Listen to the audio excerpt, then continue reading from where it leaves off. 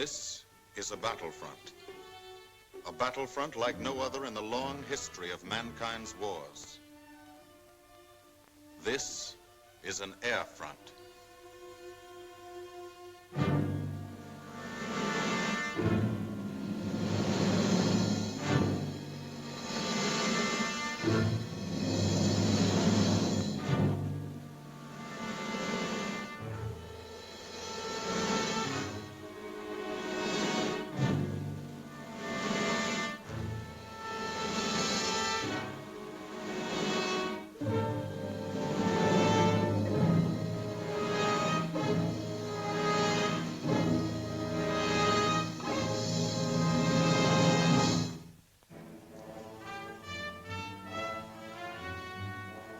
The working day begins, as it will end, with the ground crews, as much a part of the fortress as her wings. If you're a mechanic, you've got your own bomber. You get attached to it. But you know when your ship goes out on a mission, you may never see it again. So you do your work as well as it can be done, perfectly, because you wouldn't want anything to go wrong that would be your fault.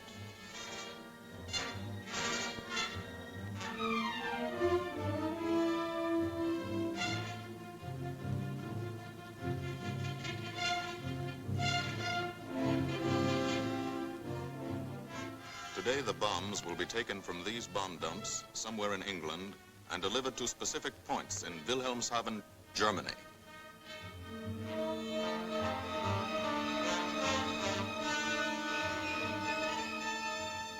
To deliver them is the job of the 8th Bomber Command, just a hauling job, yet one of the most difficult and complicated of military operations.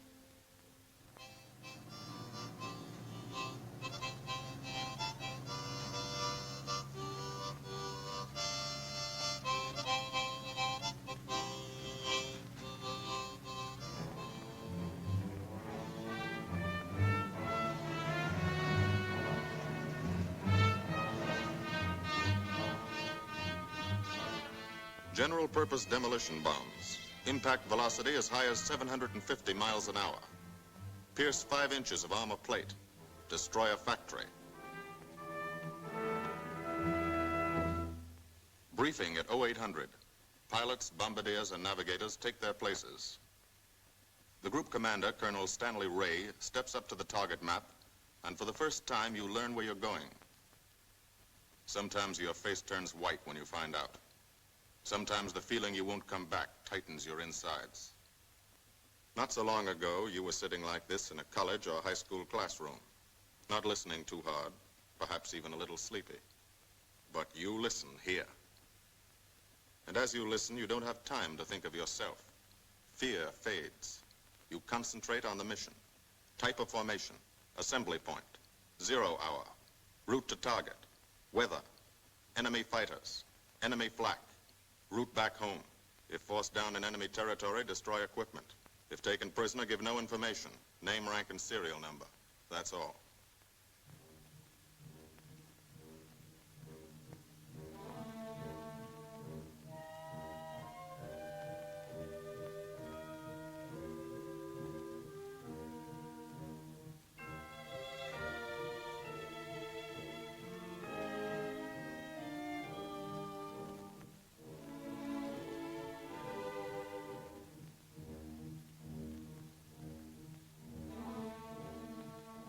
These are the passengers with one-way tickets.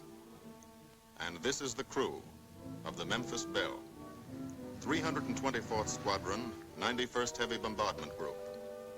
Just one plane and one crew in one squadron, in one group, of one wing, of one Air Force, out of 15 United States Army Air Forces. Well, fellas, we've never had an easy ride over there yet. And today won't be any different. No escort except unfriendly. So keep your eyes peeled. Don't get excited and yell when you're talking on the intercom. Save your ammunition and make your shots count. And let me know what goes on back there, Quinlan. Yes, sir. Stay on the ball, gang, and she'll bring us back like she's always done. Okay? Let's go.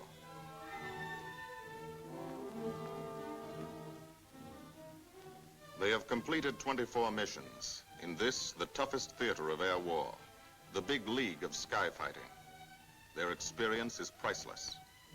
And so, if the Memphis Belle comes back this afternoon, they will be sent to bring the vital lessons they have learned to thousands of air crew men in training at home. Home is America.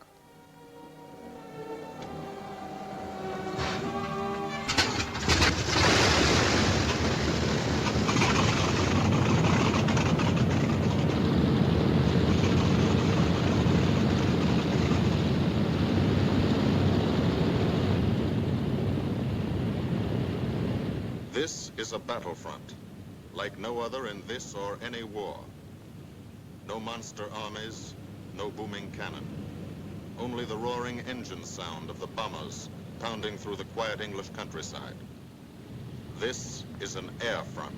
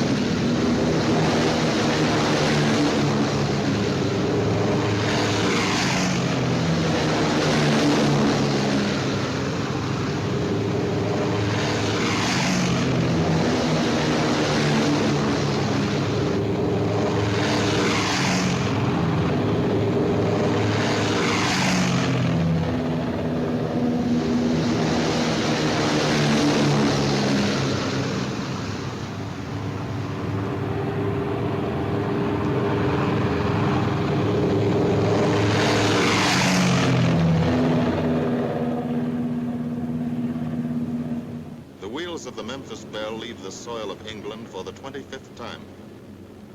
The friendly soil of England, with its ordered farms and rural hamlets, its country estates surrounded by formal gardens and well-kept parks. The England these Americans knew only from the classics they had to read in school. The England of the towns and cities, whose people have defended their island's freedom for over 1,000 years. But today, their countryside has changed. Today, their island has been converted into a gigantic bomber field, a super aircraft carrier anchored off the shores of Fortress Europe, with hangars and machine shops, with hundreds of dispersal points, perimeter tracks, and concrete runways. This is England in its 5th year of war. And this is the new battlefront, the air front, from which we seek out the enemy. Not his infantry or his artillery, not his panzer divisions, but the greater menace, the industrial heart of his nation, the foundation on which the Nazi Empire and its armies stand, the power behind the German lust for conquest. The steel mills and refineries, shipyards and submarine pens, factories and munitions plants, pinpoints on the map of Europe which mean rubber, guns, ball bearings, shells, engines, planes, tanks, targets. Targets to be destroyed. And these are the destroyers, each with a belly full of bombs, and 10 men like the crew of the Memphis Belle. Pilot Captain Robert Morgan, industrial engineer from Asheville, North Carolina. He's flown this ship across the Atlantic. The other pilot, Captain Jim Verinis, business administration student at the University of Connecticut. Radio operator and gunner, Sergeant Bob Hansen, construction worker from Spokane, Washington. Navigator, Captain Chuck Layton, chemistry student at Ohio Wesleyan. Engineer and top turret gunner, Sergeant Harold Locke, from Green Bay, Wisconsin. Used to be a stevedore. Besides keeping the Belle in order, he covers the sky above. Tail gunner, Sergeant John Quinlan of Yonkers, New York. Clerked for a carpet company, but he quit December 8th, 1941. Ball turret gunner, Sergeant Cecil Scott. Pressman for a rubber company in Rahway, New Jersey. Pilot to crew, 10,000, put on oxygen. They're climbing higher now, 300 feet a minute. The strain on the planes and on the men is mounting. The rest of the crew, Bombardier Captain Vincent Evans, operated a fleet of trucks in Fort Worth, Texas. Waist gunners, on the right, Sergeant Bill Winchell, chemist for a paint company in Chicago. And on the left, Sergeant Tony Nastal, used to repair washing machines in Detroit when he was a kid.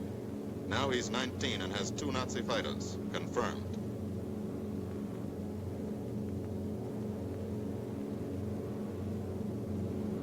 It takes all of a pilot's strength to keep a 30-ton fortress in tight formation. But the formation is the bomber's best defense against enemy fighters.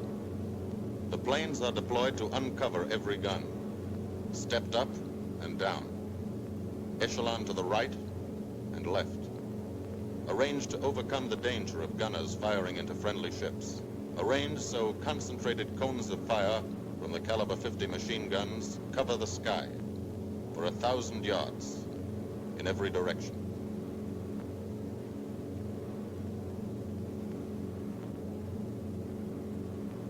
The friendly coast of England slips by below. It doesn't look like much now, but in a few hours when you come back, if you come back, this will be the most beautiful view in the world. Higher and higher, climbing to reach your best operational altitude, 25,000 feet. 5 miles straight up. So high you can't be seen from the ground with the naked eye. So high that after 1 minute without oxygen, you lose consciousness. After 20 minutes, you're dead.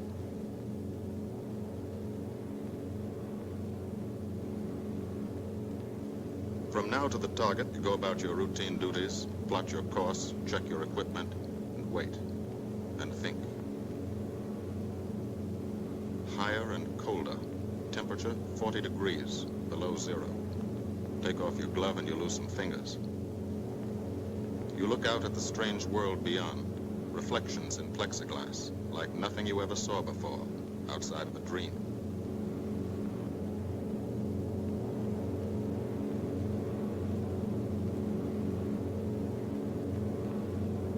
Higher and higher into the lifeless stratosphere, until the exhaust of the engines mixing with the cold, thin air condenses and streams the heavens with vapor trails.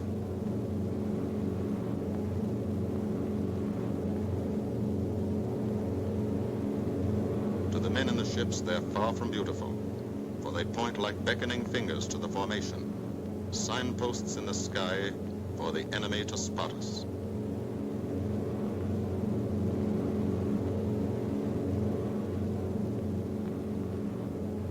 For these bombers to accomplish their mission, a plan is needed. Carefully worked out, timed to the minute. The job is to bomb Wilhelmshaven effectively and economically. The enemy is strong, skillful, determined to stop us.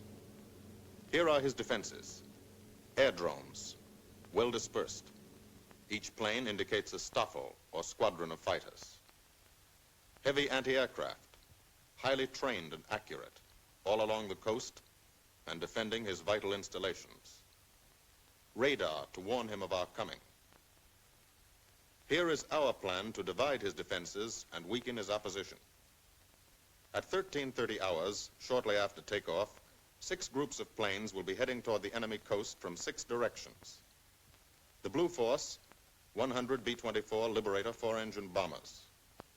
The White Force, 300 B-17 Flying Fortresses.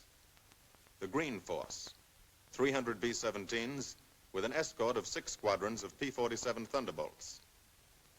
A force of B-26 Marauders, twin-engine medium bombers, with 6 squadrons of RAF Spitfires escorting. Almost 1,000 planes and over 8,000 men in the air. The enemy alerts all his aerodromes. But which is our main force? What are our targets? Where should the Nazi controllers send their fighters? It's our job to make them guess, and guess wrong. A half hour later, at 1400 hours, the Blue Force will be heading east across the North Sea, with the White Force following. These enemy fighters are tied down, waiting to meet them, and will not be able to attack the Green Force. These fighters must come up to attack the Green Force, and thus will be no threat to the Blue and White Forces. The B-26s and Spitfires will bomb and strafe a key rail junction, diverting these 6 Staffeln and preventing the enemy from concentrating too many fighters on the Green Force, which is scheduled to bomb an aircraft factory at Hanover. At 1430 hours, the Blue Force will threaten this entire coastal area of northwestern Germany. Which target will it be? Flensburg? The Kiel Canal? Or will it turn suddenly and bomb Hamburg, Wegesack, or Emden? Actually, it carries no bombs at all. It's a decoy and keeps the fighters from the northern area busy while the White Force, the main effort, heads for the submarine pens of Wilhelmshaven. At 1500 hours, while the White Force is over its target, only a fraction of the available German fighter strength of the area can intercept it. Because of the Blue Force diversion and the simultaneous bombing of Hanover by the Green Force. This is the plan of battle for today, drawn up by the Combined Operations Planning Committee and approved by the Commanding General. The White Force, lead group, low squadron. We've crossed the invisible line of enemy radar. The Hun is expecting us.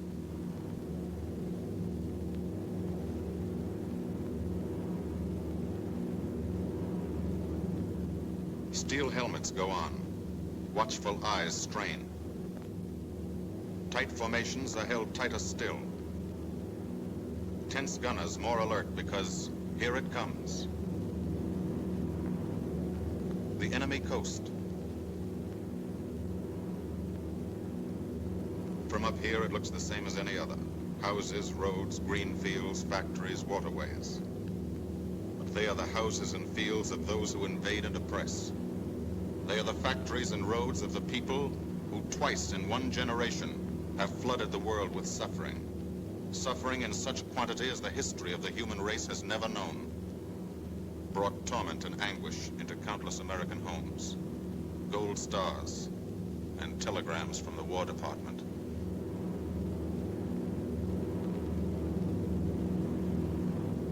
The first flak, just harmless-looking, silent puffs of smoke.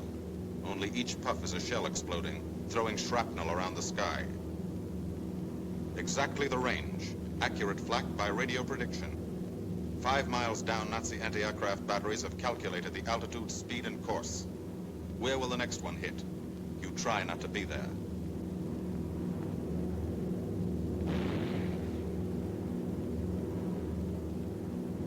The docks and submarine pens of Wilhelmshaven. Approach to the target starts. No smoke screen can protect it.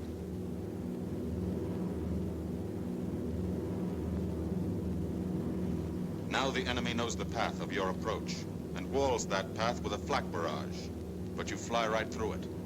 Flak so thick you can get out and walk on it.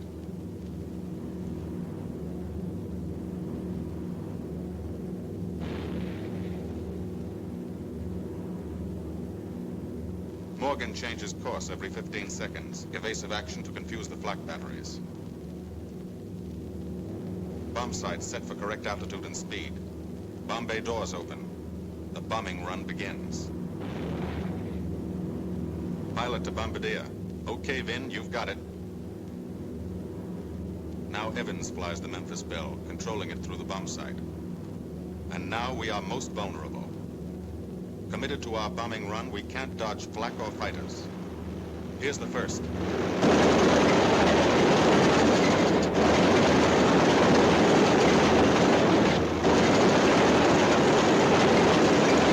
Top turret fires at him. Evans must ignore the battle. Crosshairs lined up on target. Adjustments for wind drift made. 2 more fighters diving from 9 o'clock. Flak now has the range too. They've hit this fort, but he keeps on his bombing run.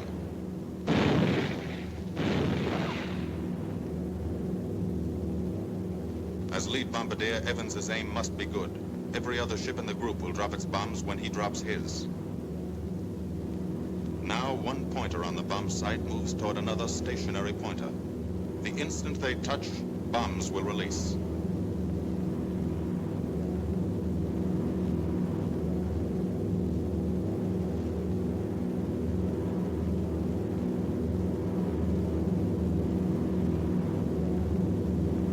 They touch. Bombs away.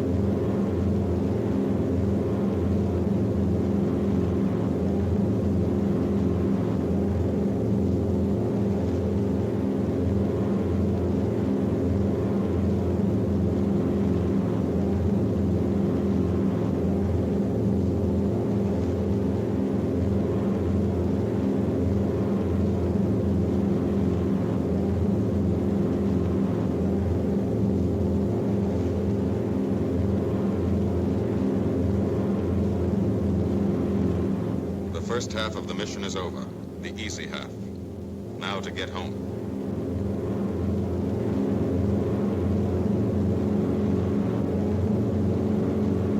The flak stops. That means fighters out there somewhere. A staffer lurking behind that cloud, or hiding up in the sun where the glare blinds you, and you can't see them, waiting to dive down on you. Fighters at 6 o'clock. This is what a gunner sees. A speck in the sky. That's a fighter. And then a blink. That means he's firing at you. 2,300 rounds a minute.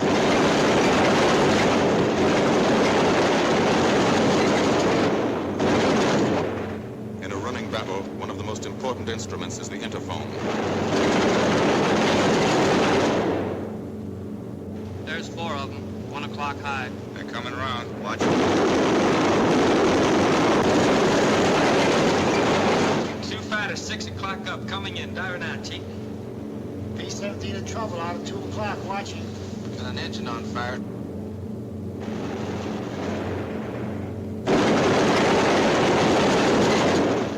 There's 2 more diving through the 94th. 3 planes, 9 o'clock, coming around.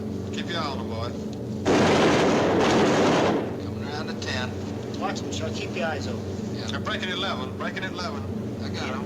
10 o'clock. I got those 2 at 2 o'clock. Watch them, Scotty. I got my sights on them. Check that B-17, Chuck, 3 o'clock. Motor smoking. Fighters, 10:30, coming around. Those 10:30 upper or lower?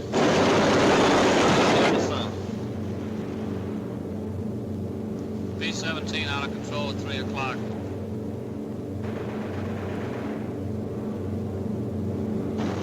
Come on, you guys, get out of that plane. Bail out. There's one. He come out of the bomb bay. Yeah, I see him. There's a tail gunner coming out. Watch out for fighters. Keep your eye on them, Bill. See any parachutes, Quinlan? 2 parachutes open. Flag at 9 o'clock. 8 men still in that B-17. Come on, Get out of there. There's 3 more shoots. Flak, 11 o'clock. Fighters, 6 o'clock. ME-109 at 3 o'clock. Keep after him, Winchell. I see him. I'm on him. Come on, use me.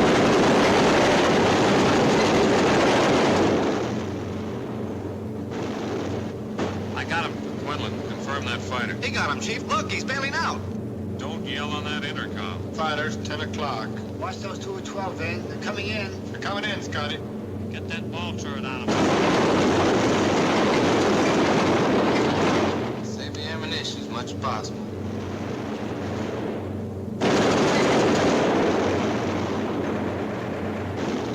Watch that fighter coming in the 3 o'clock. He's coming in a half roll. Pull her up, Chief. Pull her up. Hurry.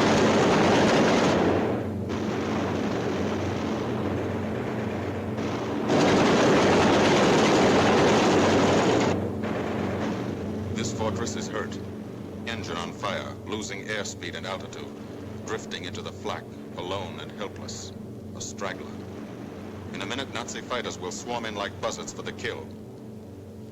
You can watch, but you can't go down to help. You keep your formation.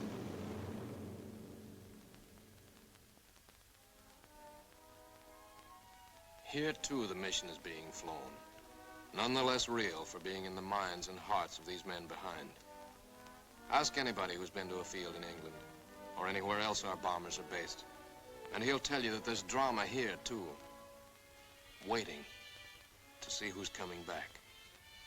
To watch them, you might not realize how tense these ground crews are. But they are tense, and plenty worried. In Air Force talk, this waiting is known as sweating out the mission. These men know the flight plan.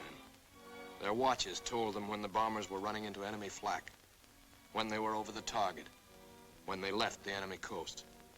And now their watches tell them the bombers should be nearing the field. Every ear strains for the first sound of the engines. And then somebody hears them. And somebody sees the first faint specks in the distant sky.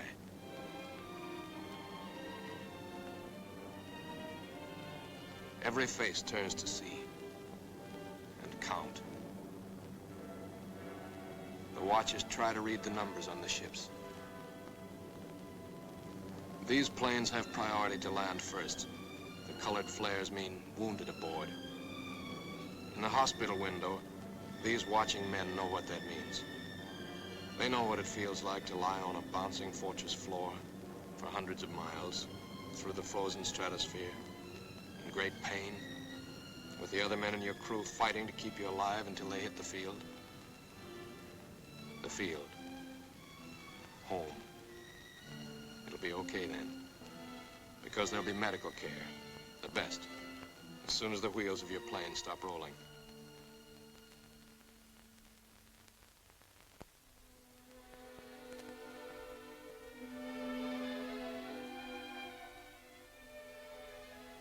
Head wound. Concussion. 20-millimeter cannon shell exploded in his radio compartment. Shock. Internal injuries. He'll be all right, though. Flak burst scattered flying shrapnel. He's full of steel splinters.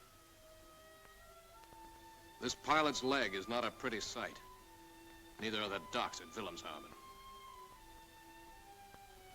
These men will all get the Purple Heart. And this man, too, posthumously.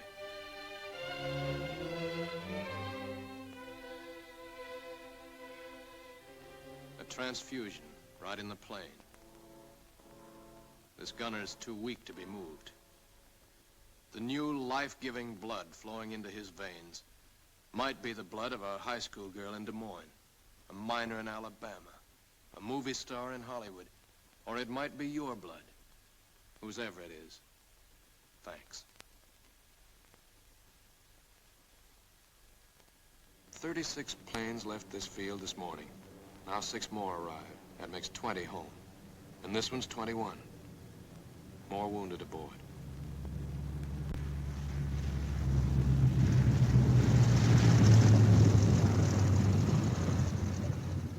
"22, coming in with his left inboard engine dead.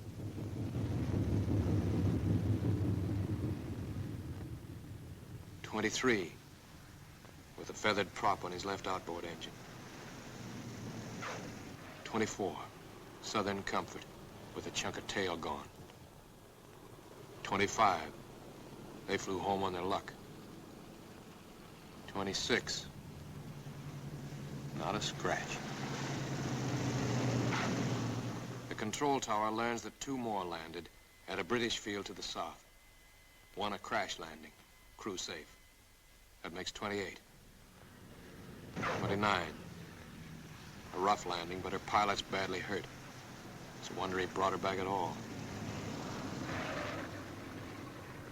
29 planes back, so far. 29 out of 36. Our losses were heavy, but the enemy's were far heavier. We destroyed a German aircraft factory, a rail junction, submarine pens, docks, and harbor installations. That's specific, known damage. But who can tell the number of German torpedoes that will not be fired, the number of our convoys that will get through now, the soldiers and seamen's lives that will be saved, or the battles that will be won instead of lost because of what these bombers and airmen did today.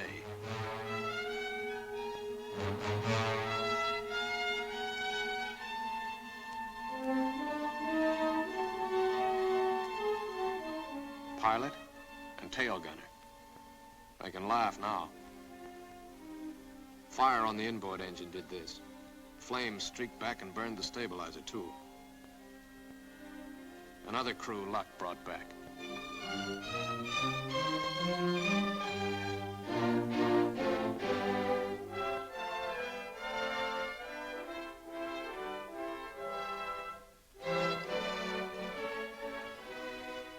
Here's old Belle. A pretty good airplane when it took off. Lost its nose, lost its navigator, bombardier wounded, top turret gunner and pilot hit, hydraulic system shot out, no brakes, no flaps, but old Belle came back.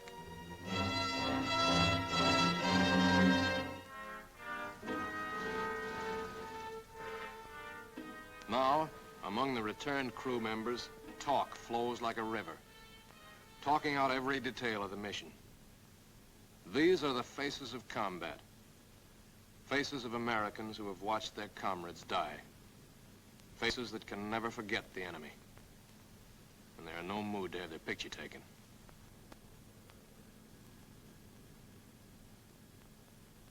In the control tower, Colonel Ray, the group CO, is still watching and waiting. And then he spots the last flight. 3 more planes. And one of them is the ship everyone has been pulling for. The Memphis Belle. The last few miles of this trip have been a joyride. The strain is over. They can leave their guns now. Now they know they're going to go home. To Spokane, Green Bay, Asheville, Detroit, Chicago, Fort Worth, and Yonkers.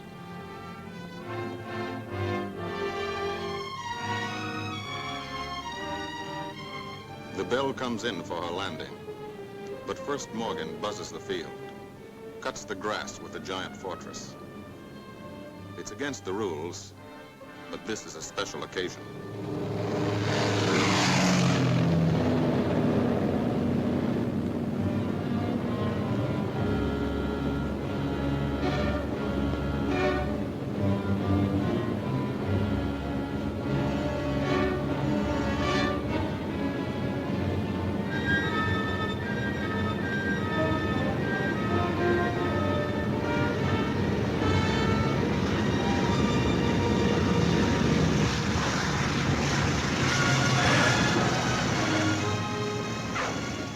Of the Memphis Belle come back to the soil of England for the 25th time.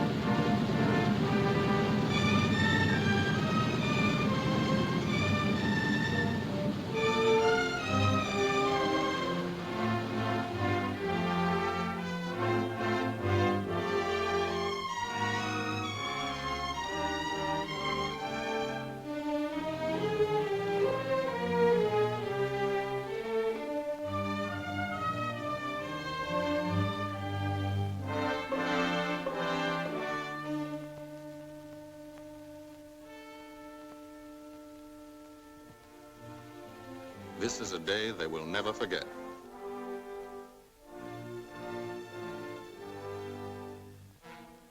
Another great day soon after, Brigadier General Hansel visited the field and presented the Distinguished Flying Cross to every member of the crew.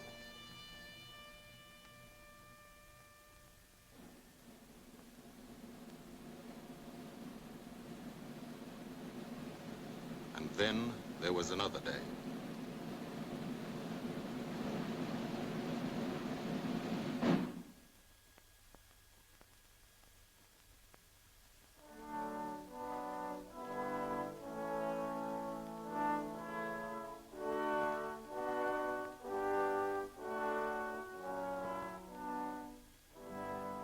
Their Majesties, the King and Queen of England.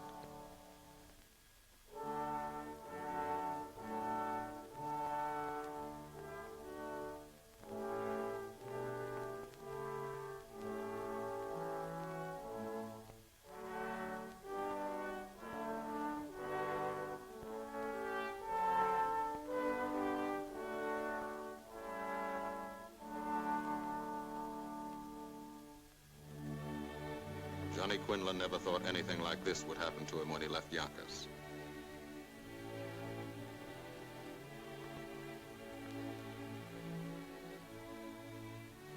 The ground crew were a little self-conscious about being dressed in fatigues, but the Queen thought they were very nice.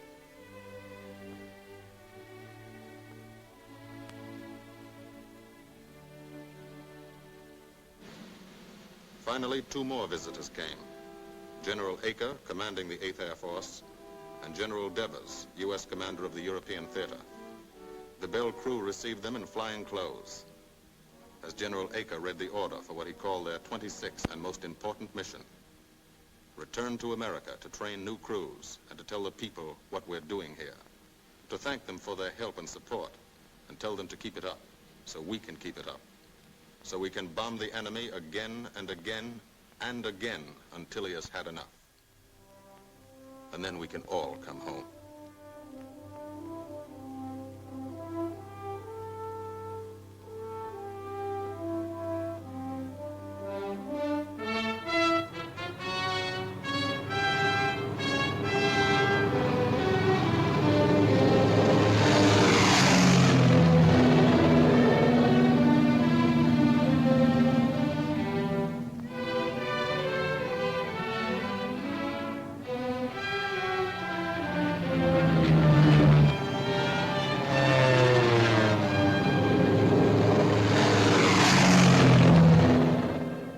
The 8th Air Force, who are now flying deep into Germany, bringing destruction to targets almost 1,000 miles from their bases.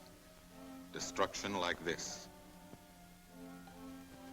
And who have never once been turned back by the enemy. To those men, this film is gratefully dedicated.